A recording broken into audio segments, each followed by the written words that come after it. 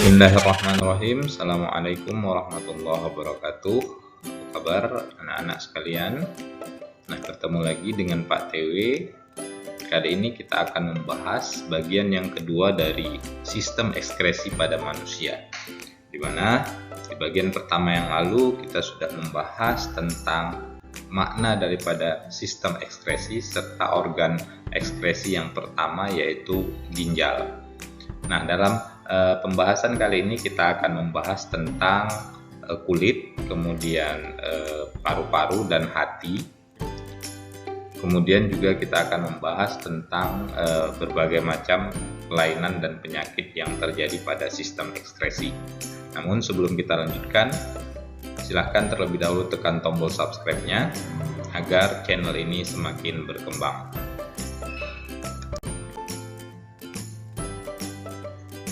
Baik, yang pertama kita akan membahas tentang kulit ya.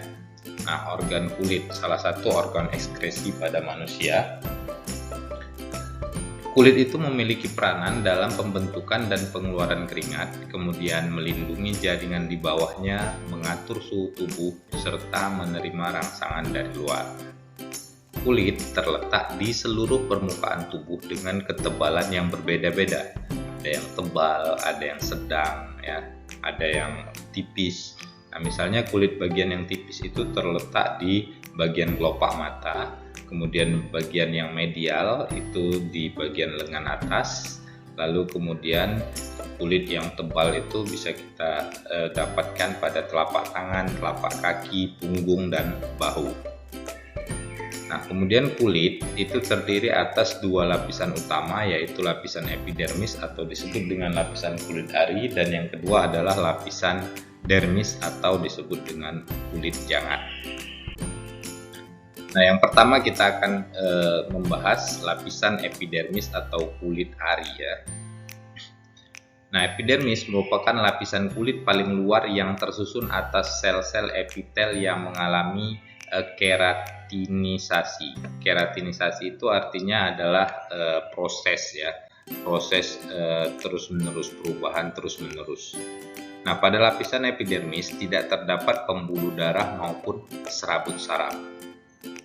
Pada lapisan ini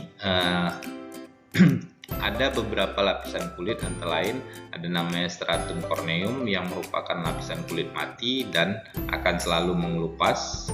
Lalu kemudian ada lapisan stratum granulosum yang mengandung pigmen melanin. Nah, pigmen melanin inilah yang memberikan warna pada kulit kita. Semakin banyak pigmen melaninnya, maka kulit kita akan cenderung semakin gelap. Semakin sedikit pigmen melanin mengakibatkan kulit akan cenderung lebih terang. Lalu di bawah stratum granulosum itu terdapat lapisan namanya stratum germinativum yang terus-menerus membentuk sel-sel baru ke arah luar untuk menggantikan sel-sel kulit yang terkelupas. Nah, jadi itu beberapa lapisan yang terdapat di bagian epidermis. Kemudian di lapisan dermis atau kulit jangat ya, terdapat otot penggerak rambut, kemudian ada pembuluh darah, ada pembuluh limpa, saraf, kelenjar minyak, ya, kemudian ada kelenjar keringat. Kemudian pangkal kelenjar keringat ini menggulung dan berhubungan dengan kapiler darah dan serabut saraf. Jadi dia menggulung seperti ini bentuknya. Kemudian serabut saraf akan meningkatkan kerja kelenjar keringat sehingga merangsang produksi keringat. Kelenjar keringat akan menyerap air, ion-ion, natrium klorida, dan urea dari dalam darah yang kemudian dikeluarkan melalui pori-pori kulit. Oke, jadi kita berkeringat itu, keluarnya keringat kita melalui pori-pori yang terdapat di permukaan kulit kita. Kemudian di bawah lapisan dermis itu terdapat lapisan hipodermis ya, atau disebut dengan subkutan. Tapi lapisan ini bukan merupakan bagian dari kulit kita, tetapi merupakan kumpulan jaringan ikat ya, yang berperan untuk melekatkan kulit dengan otot ya, atau melekatkan kulit pada otot. Nah, lapisan hipodermis ini tersusun atas jaringan lemak, sehingga lapisan hipodermis atau subkutan ini juga memiliki peranan untuk menjaga suhu tubuh. Oke, kemudian organ yang berikutnya adalah paru-paru.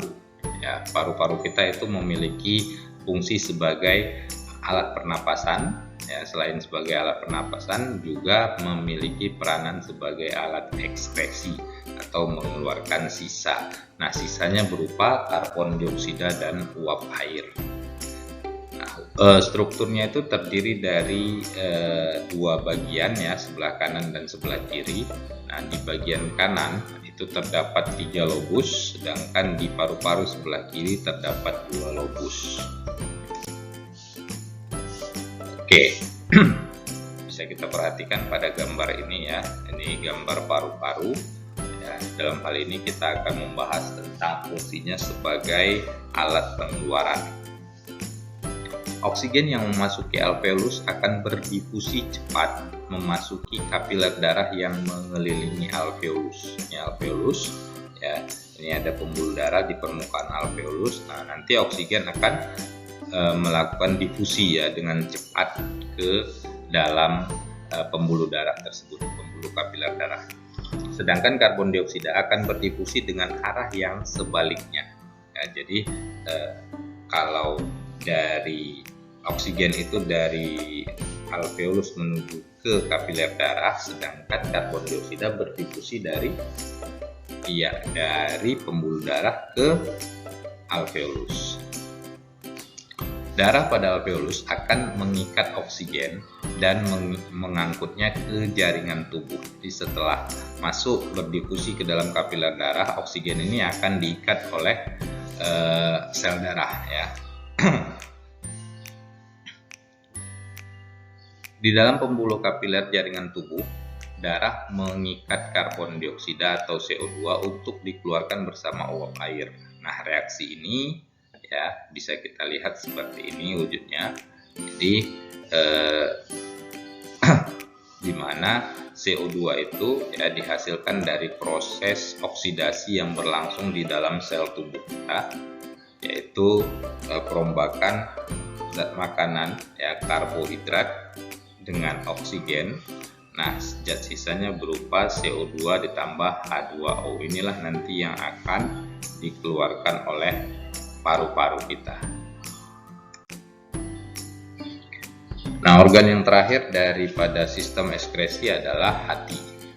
Nah, organ hati kita itu memiliki berat kira-kira 1,5 sampai 2 kg, ya. Kemudian terletak di perut sebelah kanan atas, di bawah diafragma.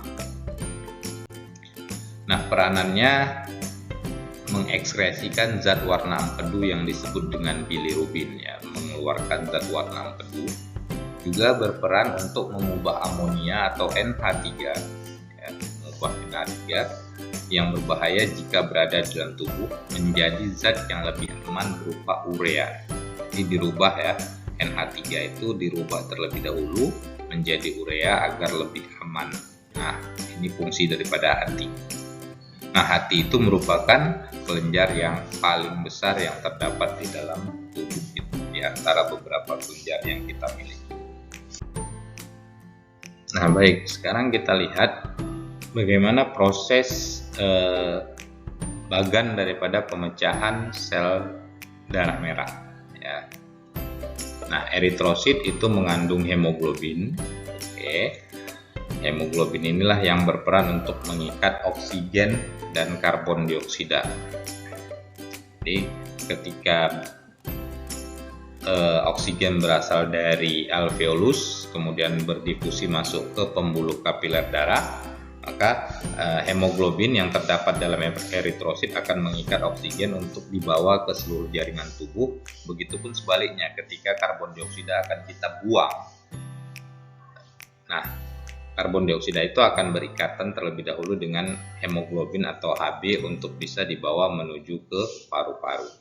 Nah, kemudian hemoglobin ini dipecah menjadi 3 bagian, yaitu hemin, kemudian ada zat besi, dan ada globulin. Nah, globulin ini kemudian nanti digunakan untuk membentuk protein yang lain, lalu kemudian zat besi yang masih dapat digunakan itu akan digunakan kembali untuk membentuk atau sebagai bahan untuk membentuk hemoglobin yang baru. Lalu kemudian heminnya itu akan dipecah menjadi biliverdin. Ya, biliverdin ini merupakan senyawa pigmen daripada empedu.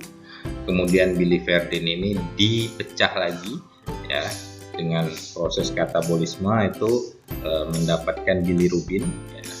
Lalu kemudian, bilirubin ini ada urobilin, ya, dirubah lagi, dipecah lagi menjadi bagian yang lebih kecil, urobilin. Kemudian urobilin ini ada dua jenis, ada namanya bilirubin itu dipecah menjadi urobilinogen. Nah, kemudian urobilinogen ini ada dua macam, yaitu ada urobilin merupakan pewarna urin, sedangkan yang satunya lagi adalah sterkobilin, yaitu pewarna feses. Artinya inilah zat sisa yang dibuang, ya, pecahan daripada hemoglobin itu. Nah, ini senyawa empedunya itulah yang dibuang, ya, melalui urin atau melalui feses. Nah, jadi yang memberikan warna pada urin itu adalah zat warna empedu berupa urobilin, sedangkan yang memberikan warna pada feses adalah zat warna empedu berupa sterkobilin. Nah, selanjutnya kita lihat gangguan pada sistem ekskresi manusia dan bagaimana cara mencegah atau menanggulanginya. Yang pertama adalah nefritis, ya, diambil dari nefron, artinya ini ada kerusakan pada bagian nefronnya, ya, yaitu di bagian glomerulus ginjal.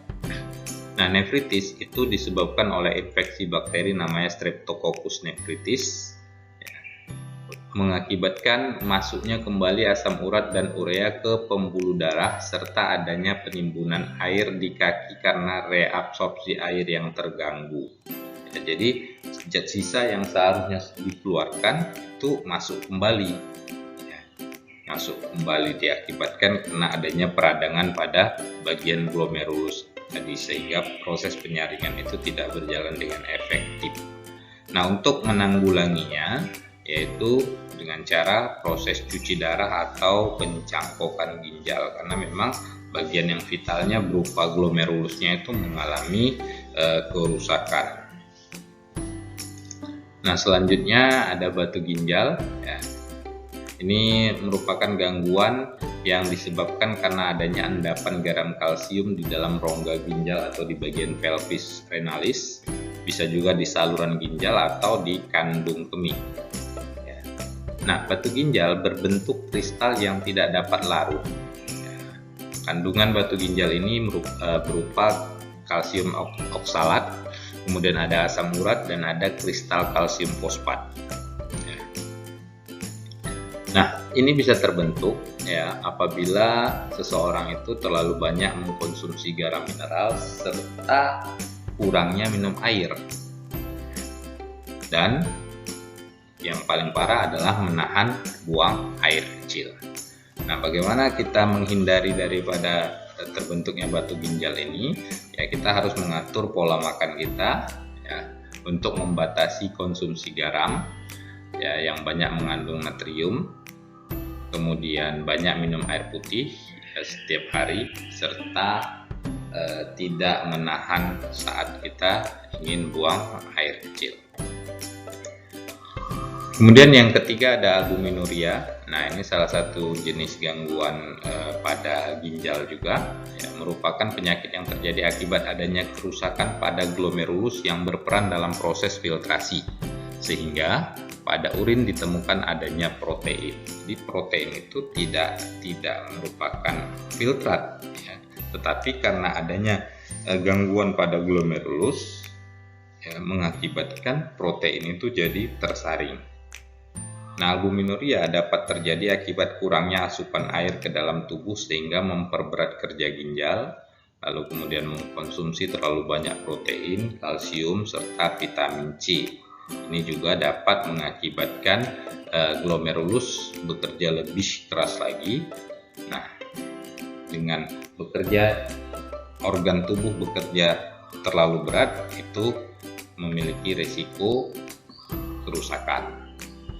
Nah, upaya untuk mencegah daripada penyakit ini adalah mengatur jumlah garam dan protein yang kita konsumsi, kemudian pola hidup sehat untuk mengatur keseimbangan gizi ya. Jadi bagaimana supaya kita bisa mengatur keseimbangan gizi pada asupan makanan kita.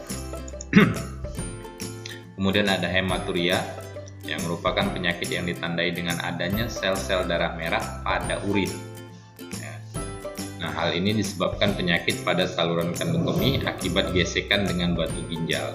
Hematuria juga dapat disebabkan oleh adanya infeksi bakteri pada saluran kemih. Upaya untuk mencegah hematuria ini bisa kita lakukan dengan buang air kecil ya, segera ketika kita ingin buang air, jangan ditahan-tahan, kemudian membersihkan tempat keluarnya urin dari arah depan ke belakang untuk menghindari masuknya bakteri dari dubur ya. Jadi kita harus cebok ya, harus cebok dengan istinja ya, kalau supaya bersih ya, terhindar daripada bakteri. Kemudian banyak minum air putih. Oke, nah cara penanggulangannya atau penanganan ketika mengalami sakit hematuria ini yaitu dengan memberi antibiotik ya, agar dapat membersihkan infeksi bakteri pada saluran kemih. Baik, selanjutnya diabetes insipidus. Ini merupakan suatu penyakit di mana seseorang atau penderitanya itu akan banyak mengeluarkan urin ya, dalam jumlah yang banyak, tidak seperti normalnya, karena normalnya urin yang kita keluarkan itu sekitar 1,5 liter.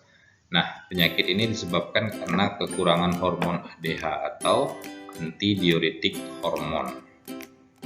Jadi akibat penyakit ini ya, tubuh itu tidak dapat ya tubuh tidak dapat menyerap air yang masuk ke dalam tubuh, sehingga penderita akan sering buang air. Jadi airnya itu tidak terserap oleh tubuh kita, jadi airnya akan masuk ke saluran pembuangan.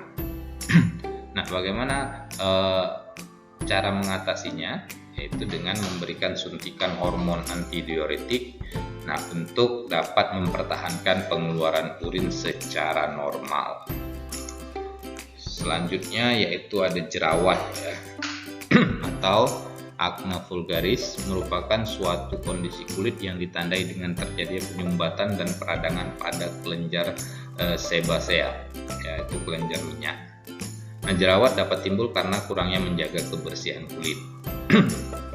Kemudian faktor hormonal juga merangsang kelenjar minyak pada kulit ya. Penggunaan kosmetik yang berlebih dan mengandung minyak dapat berpotensi menyumbat paru-paru. Lalu juga konsumsi makanan yang berlemak secara berlebihan ini juga dapat menimbulkan jerawat. Jadi banyak faktor ya yang menyebabkan timbulnya jerawat itu. Nah, jerawat pada umumnya dapat muncul pada wajah, leher, ataupun punggung. Nah, untuk menghindarinya kita harus rutin membersihkan wajah, kemudian menghindari makanan berlemak, dan lebih banyak mengkonsumsi buah-buahan, serta menjaga aktivitas tubuh. Oke, baik. Nah, ini ada beberapa latihan yang dapat kalian kerjakan di buku latihannya. Baik, ya. Jadi dikerjakan sebaik mungkin untuk nge-refresh kembali apa yang sudah Bapak jelaskan agar lebih dapat dipahami. Baik, terima kasih. Billahi taufiq wal hidayah. Assalamualaikum warahmatullahi wabarakatuh.